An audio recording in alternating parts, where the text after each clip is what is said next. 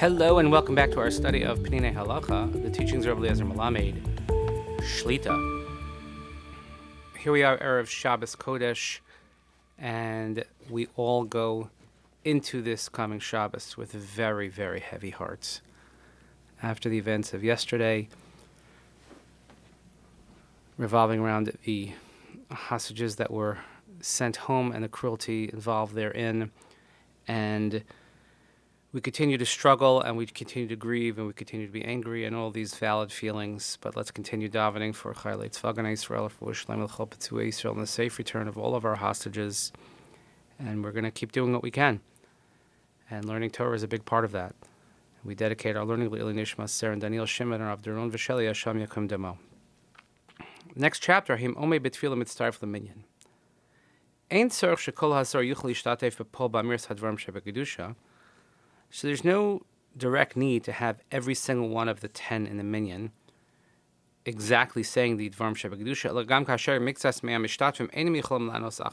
But sometimes even if some of those in the minyan can't answer, nevertheless they still count, or they're still part of the minyan. So let's give an example. Let's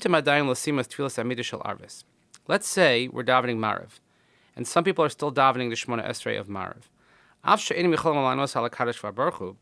Even if they can't answer to the Kaddish, let's say that follows Marav, or Baruch Hu, as they do in Eretz Yisrael, they say Baruch Hu, Kivin sheyesh shem asara Yisrael, hashchina shor b'neihem. Since there are 10 Jews there, the Shechina dwells. Umemela ev shalom dvarim shebekidusha, and certainly you could say the ports that require minions, such as Kaddish and Baruch Hu. V'chein charashim v'lamim she'enim yichol la'anos amen archaz. And let's say, as we discussed yesterday, people who are deaf, people who are mute, if they can't respond or hear, mashlim l'minyan, nevertheless they still are part of the minyan. We want to have at least 5 that answer after the chazan.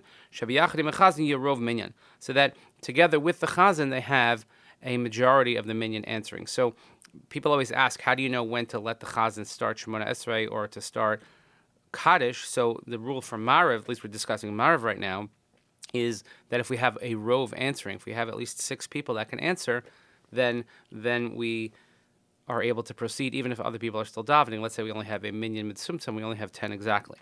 Ladas kama begdolei acharonim, din ze gam mi she'eno yochel lanos mitztaref leminyan amar legabe kaddish shar dvarim shebekidusha. According to many of the acharonim, that someone who can't answer can also count for the minyan, for Kaddish and other Dvarim Shebekidusha. However, there's a difference when it comes to the repetition of the Shemona Esrei, where you have to have at least 9 that can answer Amen with the Shliach Tzibur.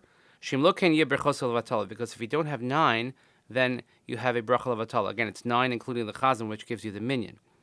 However, according to many poskim, yes, ideally, we should have 9 that answer for Chazaras Hashatz.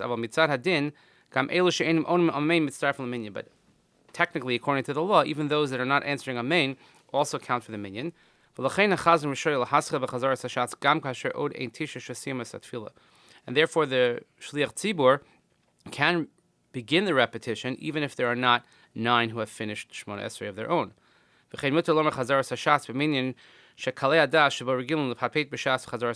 And this is perhaps more applicable. He says sometimes you have a minyan where people just don't answer. People don't pay attention and they're on their phones or doing whatever it is. And you don't have 9 people actually answering. Because even though they're perhaps not answering, but they still count for the minyan. So in order to exit from any doubtful possibilities, so in places where we worry, we're afraid that maybe you won't have 9 people answering Amen during the repetition of the Shemona Esrei, so the Chazan should make the following condition in his heart.